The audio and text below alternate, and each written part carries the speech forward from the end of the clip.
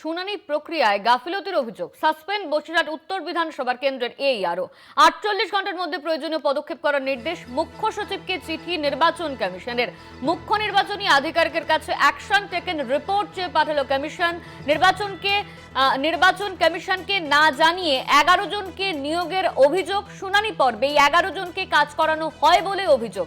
এ বিষয়ে বিভাগীয় তদন্ত হবে বলে সূত্রের খবর। আমাদের সঙ্গে ফোন লাইনে রয়েছেন আমাদের প্রতিনিধি সঞ্জিত চক্রবর্তী। সঞ্জিত, কি অভিযোগ সামনে আসছে?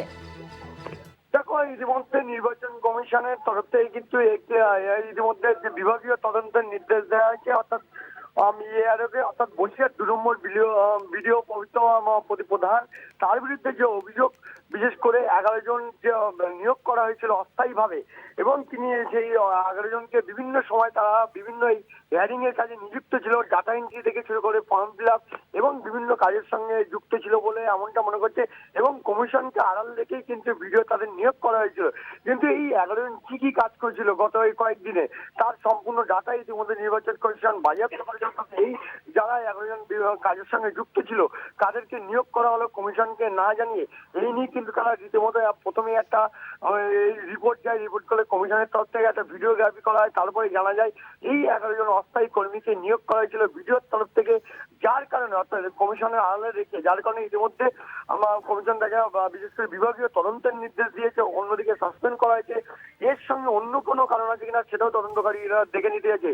আর বিশেষ করে এই 11 জন গত কয়েকদিনে যেসব কাজগুলো করেছে, data entry, form fill up এবং যেসব হিয়ারিং এর জন্য এসেছিল, যেরকম সাধারণ নাগরিক অর্থাৎ ভোটাররা তাদের নাম পরিচয় নিয়েছিল, তারা কি সেই কাজগুলো কিন্তু একেবারে পুরোপুরি বাজেয়াপ্ত করা হয়েছে, এবং এর সঙ্গে অন্য কেউ জড়িত আছে কিনা সেটাও বিভাগীয় তদন্তে উঠে আসবে বলে এমনটা মনে করা হচ্ছে। ইতিমধ্যে তাকে সাসপেন্ড যেমন করা হয়েছে, অন্যদিকে বিশেষ করে এই 11 জনকে কেন নিয়োগ করেছিল ভিডিও, তারা নিজের কার নির্দেশে করেছিল, কেনই বা করলো, আর তাদেরকে এই নির্বাচন এসআইআর মতো এক গুরুত্বপূর্ণ কাজ তাদেরকে কেন দায়িত্ব দেওয়া হলো, এটাও কিন্তু খতিয়ে দেখছে কমিশন। ইতিমধ্যে এই নিয়ে কিন্তু রীতিমতো চাঞ্চল্য ছড়িয়েছে বসিরহাট 2 নম্বর ব্লক।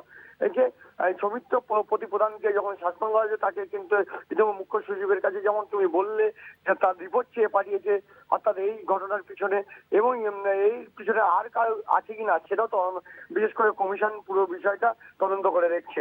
অনন্যা, ধন্যবাদ তোমার সঞ্জিত। আমাদের সঙ্গে ফোন লাইনে ছিলেন আমাদের প্রতিনিধি সঞ্জিত চক্রবর্তী।